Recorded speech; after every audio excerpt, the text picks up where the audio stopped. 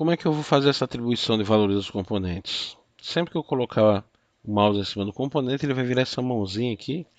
E se eu clicar com o botão direito, ele vai abrir uma caixinha que ela é diferente para cada componente, porque componentes diferentes têm valores diferentes. Mas para resistores eu tenho aqui uma caixinha para incluir a resistência. Essa resistência é obviamente em ohms. E se eu quiser dar valores maiores, eu posso usar, por exemplo, um K. Esse K é de quilo ohm.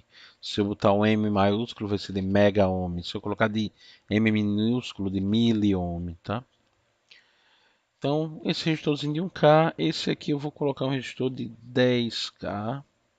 Opa, 10K, rapaz, 10K, ok. Esse capacitorzinho aqui, eu tenho que alterar a capacitância dele, tá? Vou colocar aqui um capacitor de 100 microfarad. Micro é U, tá? Se fosse nanofarad, era N minúsculo. Se fosse picofarad, era P minúsculo. Como é micro, um Uzinho ali. E a minha indutância, meu L aqui, eu vou colocar 100 henries, tá? Ok. Então temos aqui o nosso circuitinho montado, mas não temos ainda nossa fonte setada. E o que acontece? Nós vimos ao longo do semestre que é uma das principais, não a única, mas uma das principais excitações possíveis de um circuito é justamente um degrau, né? Eu começo num certo nível de tensão, eu salto para um outro nível de tensão, de modo que eu preciso simular com essa minha fonte essa mudança de tensão. As fontes no LT Spice elas são muito versáteis e permitem esse tipo de raciocínio. Então vou clicar aqui com o botão direito. E se eu quisesse simplesmente uma fonte DC comum, era só digitar aqui o valor da tensão, 10 volts, 12, o que fosse, 5 volts, por exemplo. E se eu quisesse representar uma fonte mais realista, eu poderia estabelecer a resistência inerente da fonte. Mas não é isso que a gente quer. O que a gente quer agora é criar uma fonte integral do tipo Pulse. Então eu tenho que vir aqui em Advanced. E aí tem uma lista de fontes possíveis, senoidais, e nos interessa nesse caso Pulse. Dentre os diversos parâmetros que lá existem, três para a gente vai ser importante nesse momento. Valor inicial, que eu quero que ele comece em 0 volts. O valor do degrau, que eu quero que seja 5 volts. E quanto tempo vai demorar, quanto tempo essa fonte vai ficar em 0 volts até quando chegar de uma hora para outra, puff, mudar para 5. Eu quero que ele demore meio segundo, 0,5. Quando eu der um OK aqui, ó, apareceu já a especificação aqui embaixo.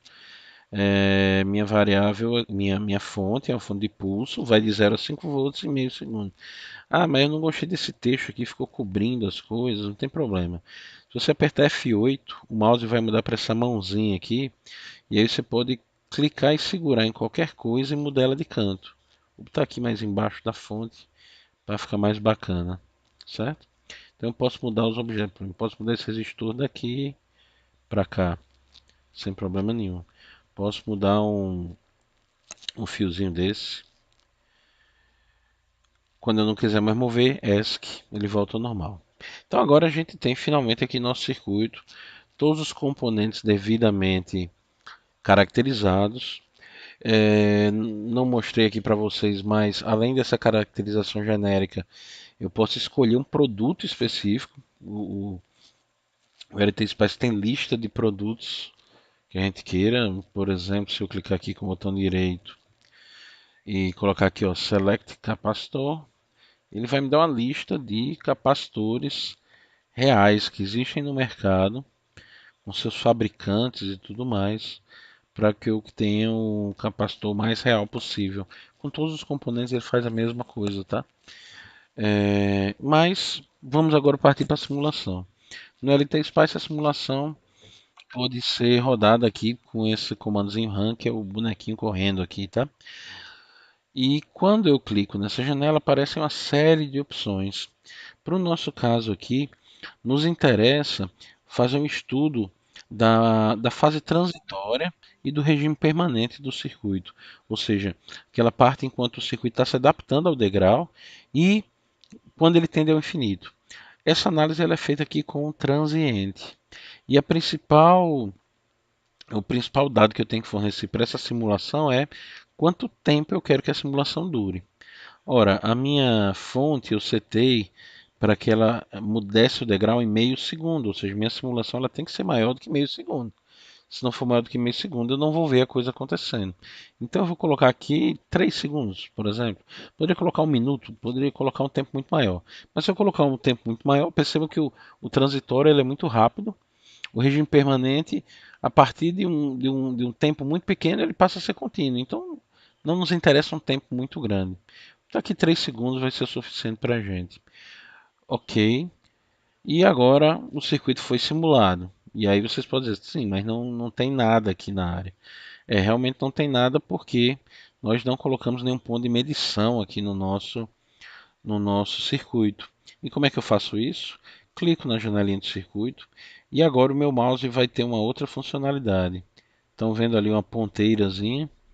Essa ponteira, ela justamente me indica que eu posso fazer uma medição de tensão nesse ponto, ou neste ponto, ou neste ponto.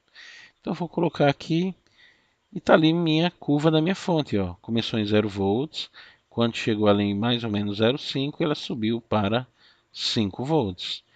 Tá, mas e a tensão de saída? Tensão de saída, tá lá. Essa tensão de saída, esse é o comportamento do meu circuito quando excitado por um degrau.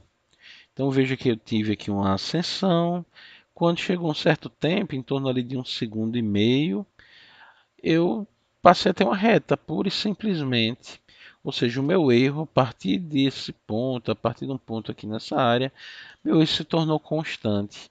E eu não tenho como fazer nem o meu sistema responder mais rápido, nem diminuir esse erro aqui, se eu não implementar um controlador que me permita ter esse tipo de resposta mais adequada.